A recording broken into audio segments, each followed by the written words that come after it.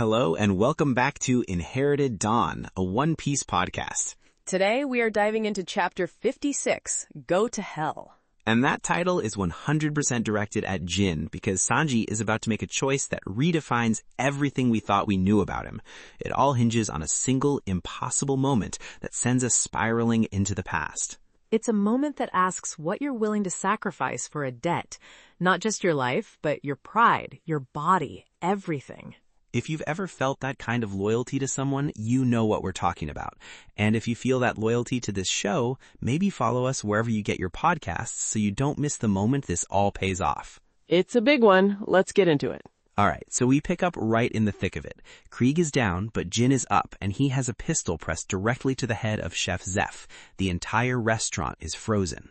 The chaos of the battle just evaporates. There's no more shouting and no more cannonballs, just the sound of the waves outside and the click of a hammer on a pistol. Oda is a master of these sudden shifts in tone, taking us from a large-scale battle to an intensely personal, quiet standoff in a single panel. And everyone is looking at Sanji. All the pressure in the universe is suddenly on his shoulders. The guy he just spent the whole arc bickering with, calling shitty old geezer, now has his life in Sanji's hands. And Jin's demand is simple. He tells Sanji to leave the Baratie. He wants the ship for Krieg, and Sanji is the only one left who can realistically stop them. It's a cold, calculated move.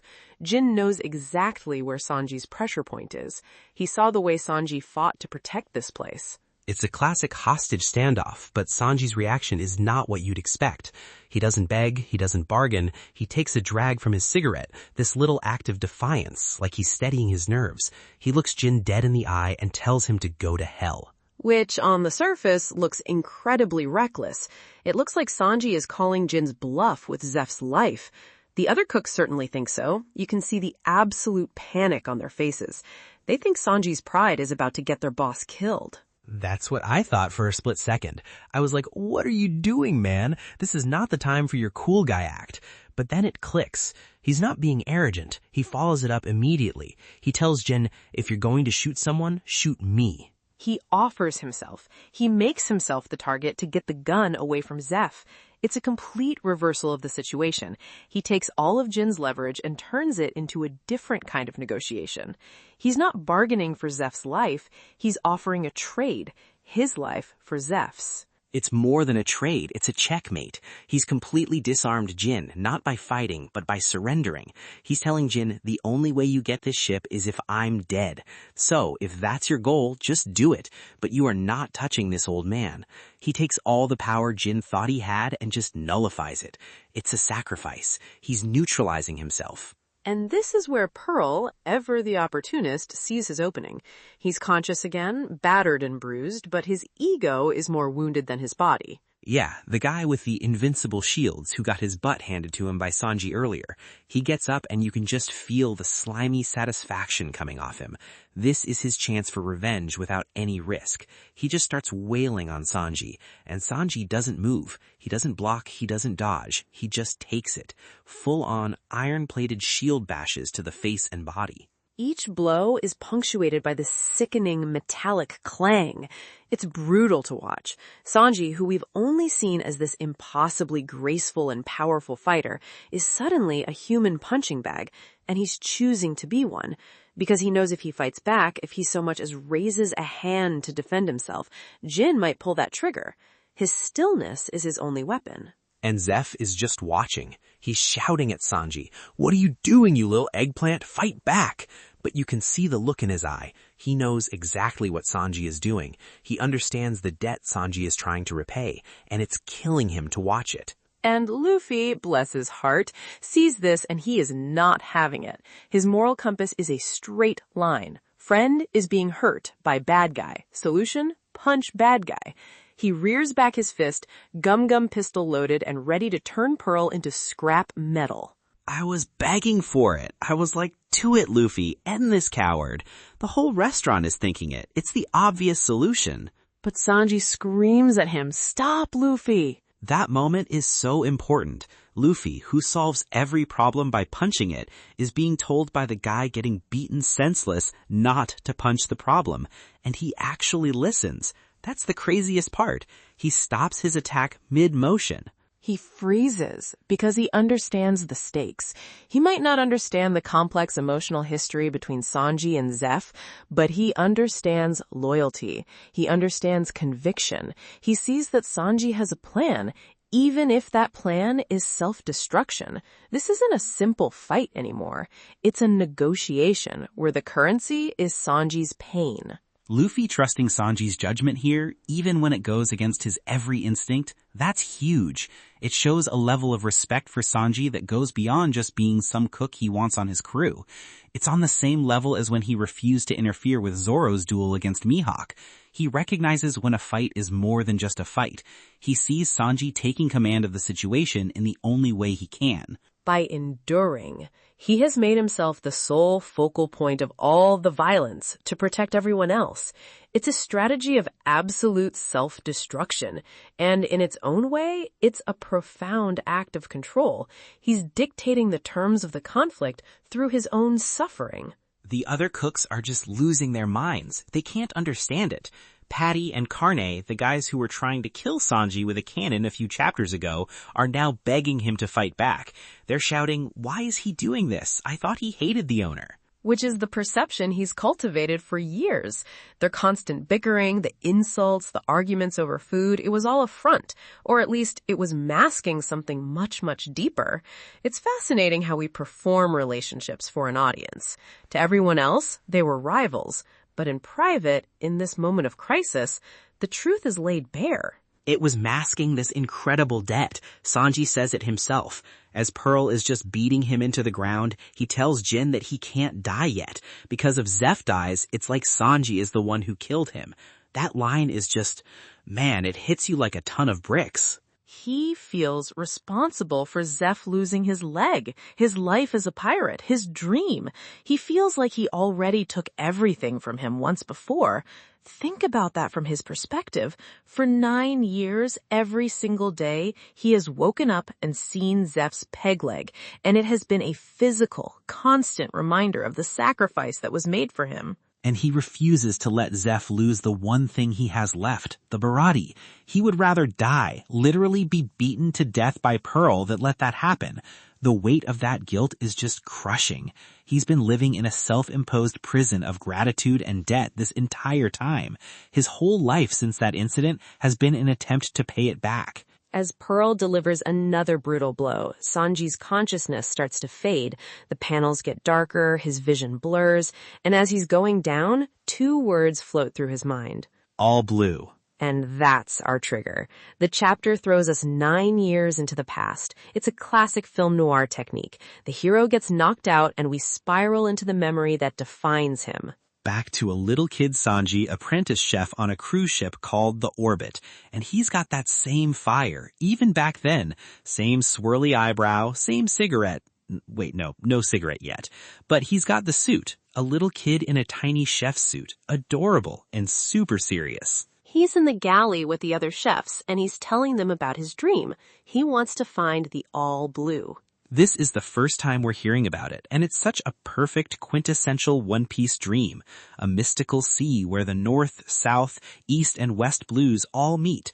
The 4 great seas, separated by the Red Line and the Grand Line, all converging in one magical place. A place where every species of fish in the entire world can be found. It's a chef's paradise. A complete myth, according to the other cooks. It's their version of the One Piece treasure itself, a legend that sailors whisper about, but no one has ever confirmed exists. Yeah, they just laugh at him, call him a dreamer, tell him it's a fairy tale. It's the same reaction Luffy gets when he says he'll be king of the pirates.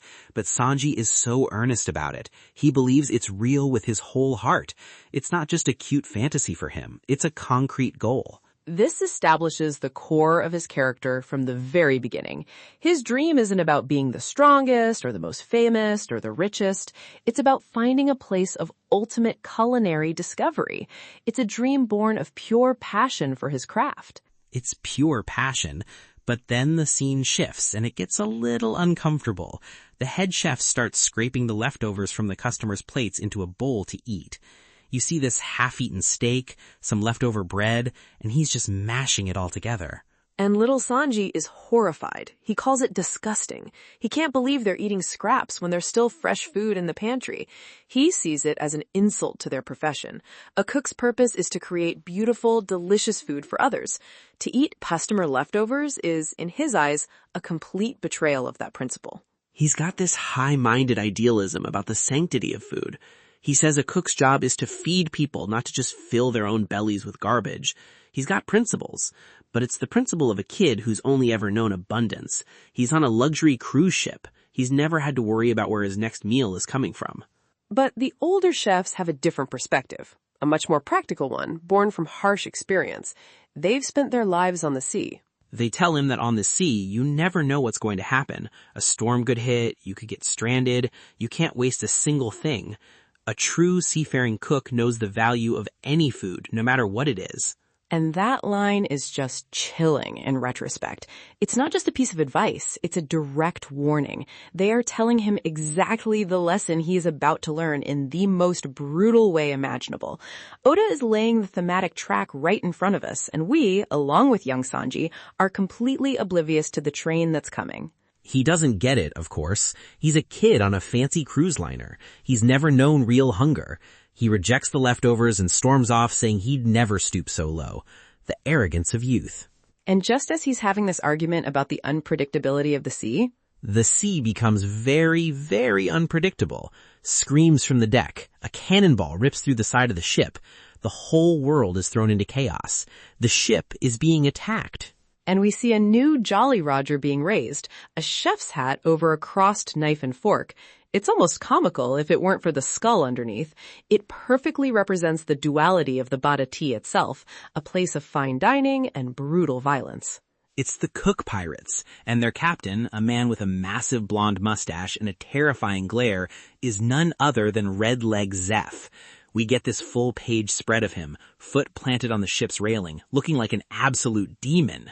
Not a restaurant owner, not a retired old man complaining about eggplants, a fearsome, active pirate captain raiding a cruise ship for its treasure. This is Zeff in his prime, the legend we've only heard whispers about. And that's where the chapter ends. It just drops this bomb on you. The man Sanji is protecting with his life is the very same man who completely shattered his world 9 years ago. It's an absolute jaw-dropper of a cliffhanger. Okay, but think about what this means for their relationship. The story everyone at the Baratie knows is that Sanji is some tag-along Zeff picked up. The reality is that their history begins with an act of violence. Zeff is the man who destroyed the only home Sanji knew. Zeff wasn't his mentor from the start. He was his enemy. He was the pirate who attacked his ship. So what happened between this moment and the moment they opened a restaurant together? How do you go from pirate captain and terrified kitchen boy to that? To a father-son bond so strong they die for each other. To a bond so strong that Sanji's willing to be beaten to death for him. The missing pieces of that story have to be incredibly intense.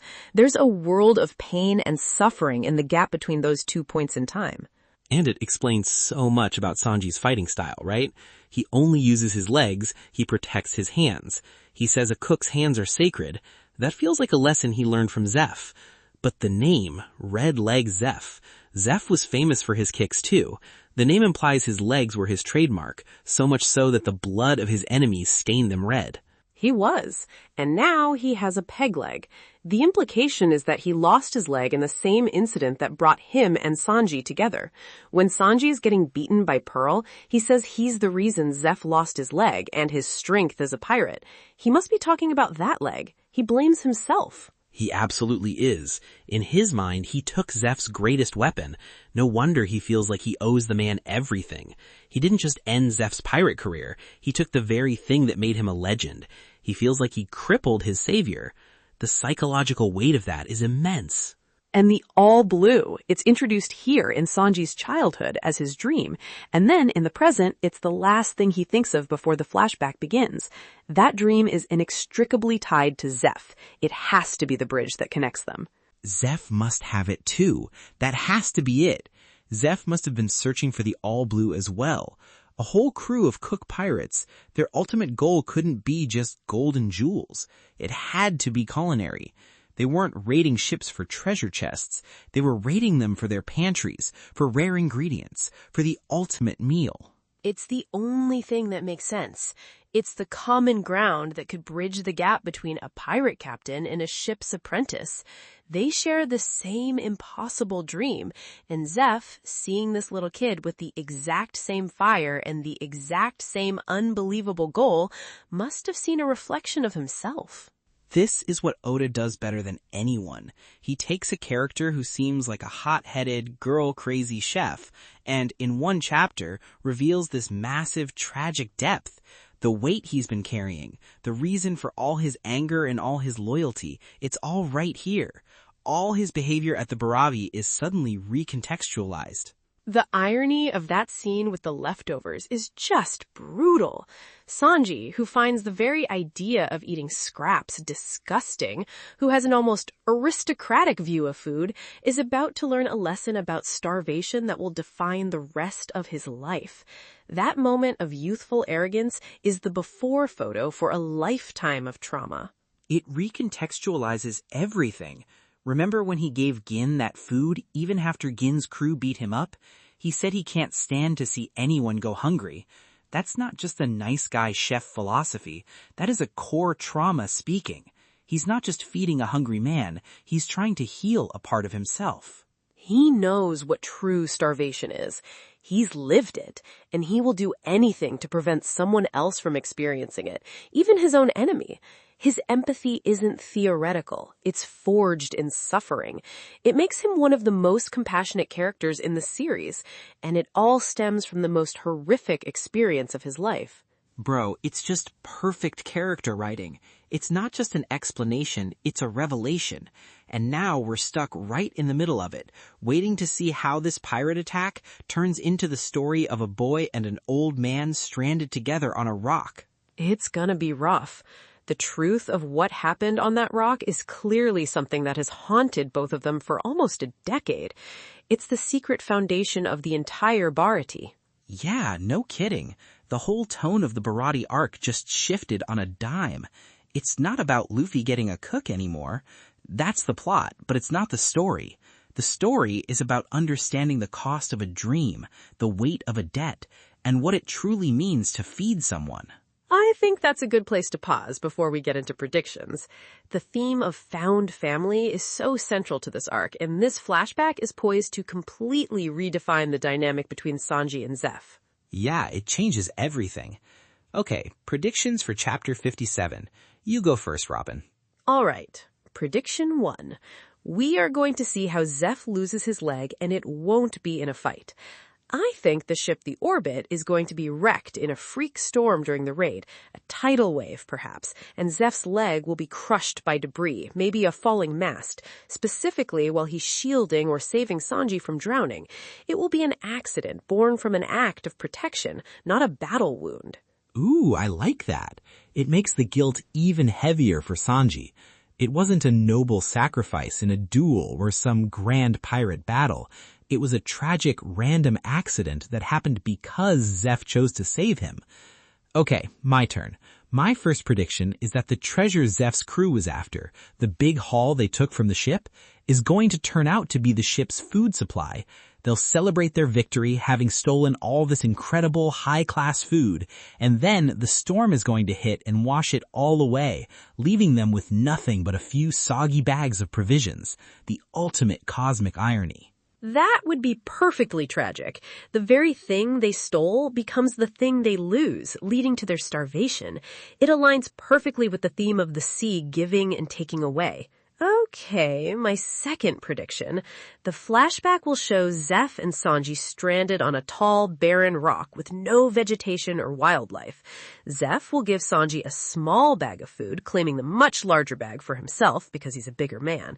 For weeks, Sanji will eat his rations sparingly while watching Zeff sit with his huge bag, never eating. Sanji will only discover the truth that Zeff's bag was full of treasure, not food, and that he gave the boy all of it after Zeff has already started to waste away. Man, that's dark.